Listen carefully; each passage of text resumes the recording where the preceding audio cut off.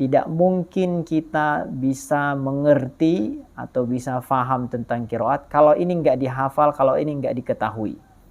Yaitu nama-nama imam qiraat plus rawi-rawinya masing-masing.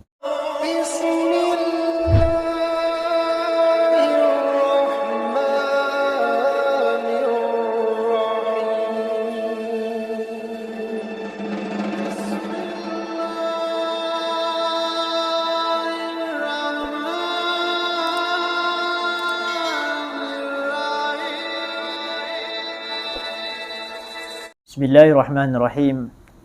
Alhamdulillah. Wassalatu wassalamu ala sayyidina Rasulillah wa ala alihi wa sahbihi wa man walah. Wa la hawla wa la quwata illa billah. Wa ba'd. Teman-teman, kawan-kawan para pemirsa Sardun Channel yang kami hormati, kita lanjutkan pelajaran qiraat sab'ah kita, dan kali ini kita akan berbincang-bincang tentang gimana cara langkah awal untuk bisa belajar qiraat sab'ah. Ini bagi pemula aja ya. Lagi-lagi teman-teman, ini untuk pemula.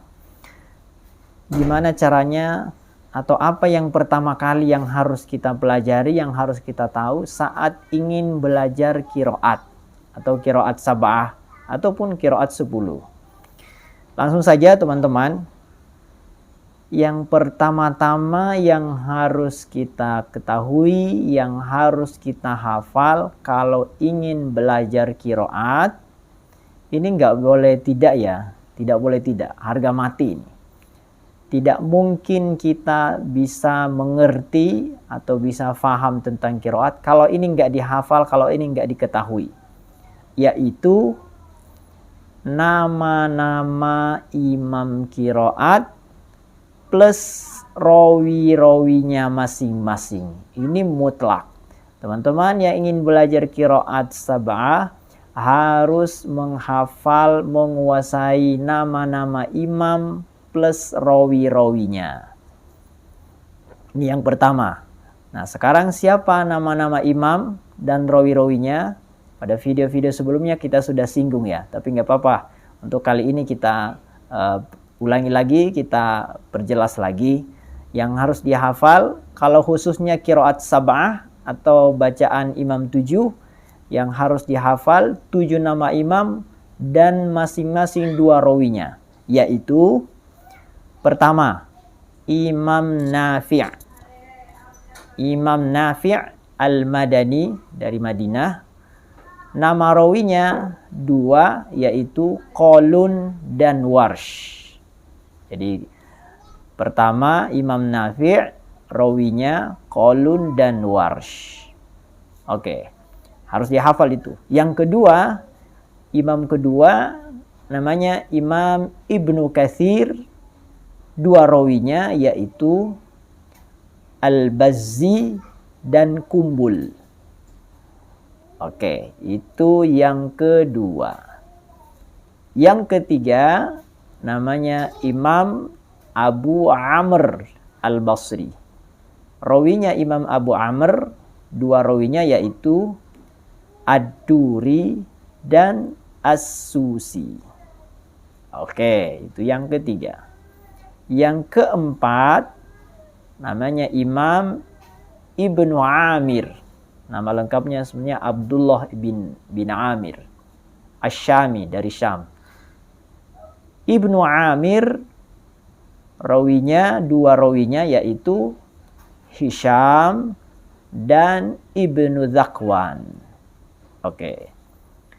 Yang kelima namanya Imam Asim. Imam Asim, 2 rawinya yaitu Syu'bah dan Hafiz. Syu'bah dan Hafiz. Itu yang kelima. Imam yang keenam namanya Imam Hamzah. Imam Hamzah, 2 rawinya yaitu Khalaf dan Khallad. Itu yang keenam. Imam terakhir yang ketujuh namanya Imam Al-Kisai. Al-Kisai, dua rawinya yaitu Abul Harith dan Duri Al-Kisai. Nah, Duri Al-Kisai ini harus disebut Al-Kisainya karena Duri ada dua, atau orangnya sama tapi dalam penisbatan riwayat beliau sebagai Duri, murid dari Abu Amr dan juga dari Al-Kisai. Jadi kalau Duri Al-Kisai harus disebut Duri Al-Kisainya. Karena kalau Duri saja itu berarti maksudnya Duri Abu Amr. Oke.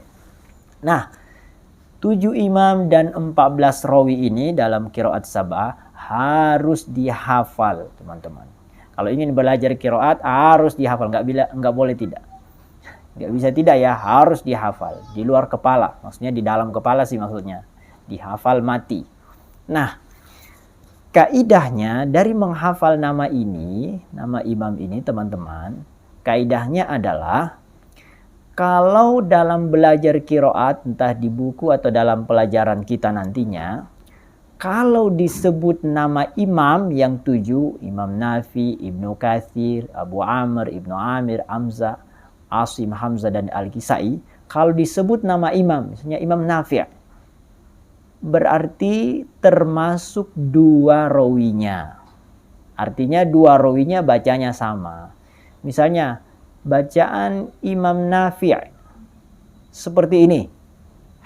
Berarti Qalun dan Warsh sebagai dua rawinya Imam Nafi' berarti sama. Oke ya. Kalau disebut Asim berarti termasuk Syu'bah, Hafiz, sama. Kalau disebut Imam Hamzah berarti Khalaf dan Khallad sama bacanya. Tapi kalau disebut rawi, itu tadi kalau disebut nama imam. Kalau disebut rawi, misalnya disebut bacaan Qalun. Nah, berarti Warsh nggak sama. Berarti Warsh lain gitu ya. Atau disebut bacaan riwayat Warsh seperti ini. Nah, berarti Qalun beda. Nah, gitu. Kaidahnya begitu. Jadi kalau disebut nama imam berarti dua rawi sama ikut. Tapi kalau disebut nama rawi berarti rawi yang lain berbeda. Nah, itu kaidahnya ya, teman-teman. Maka sekali lagi ini harus dihafal. Terus yang terakhir, yang kedua sekaligus terakhir, kita juga harus tahu tentang kaidah. Kaidah dalam memahami qiraat sab'ah itu ada dua kaidahnya. Ada kaidah umum yang berlaku umum di mana saja di dalam Quran. Ada kaidah khusus yang namanya farshul huruf.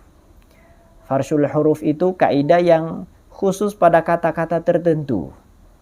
Nah, kaidah umum contohnya misalnya mim jamak. Mim jamak yang setelahnya bukan hamzah qata misalnya. Ibnu Katsir dan Qalun membaca dengan silah. Kalau Qalun dua wajah, sukun dan silah. Kalau Ibnu Katsir membaca dengan silah misalnya. Maka itu kaidah umum, di mana saja ada mim jamak dalam Quran berlaku kaidah itu. Atau misalnya kaidah mad jaiz misalnya. Mad jaiz Qalun dua wajah. Qalun dan ad-duri dua wajah. Dua qasar dan tawassul. Imam Hamzah dan Warsh bacanya dengan tul. Nah, itu kaidah umum berlaku di mana saja. Tapi ada kaidah-kaidah khusus, yaitu pada kata-kata tertentu. Misalnya kata Malik di surah Al-Fatihah bacanya seperti apa. Nah, itu khusus itu. Atau yakhda'un pada surah Al-Baqarah yukhadi'un. Yukhadi'una Allah walladzina amanu wa ma yakhda'una atau wa ma yukhadi'un. Itu khusus, itu ada kaidah khususnya. Atau yakdzibun dan yukadzibun. Jadi ada dua ya, ada kaidah yang berlaku umum, ada farshul huruf, kaidah tertentu. Udah segitu dulu ya, teman-teman. Ini cara belajar pintu pertamanya, belajar qiraat. Mudah-mudahan video berikutnya kita langsung praktek membaca ayat-ayat Al-Quran, bacaan Imam 7 atau qiraat sab'ah. Terima kasih teman-teman, sampai ketemu lagi. Assalamualaikum warahmatullahi wabarakatuh.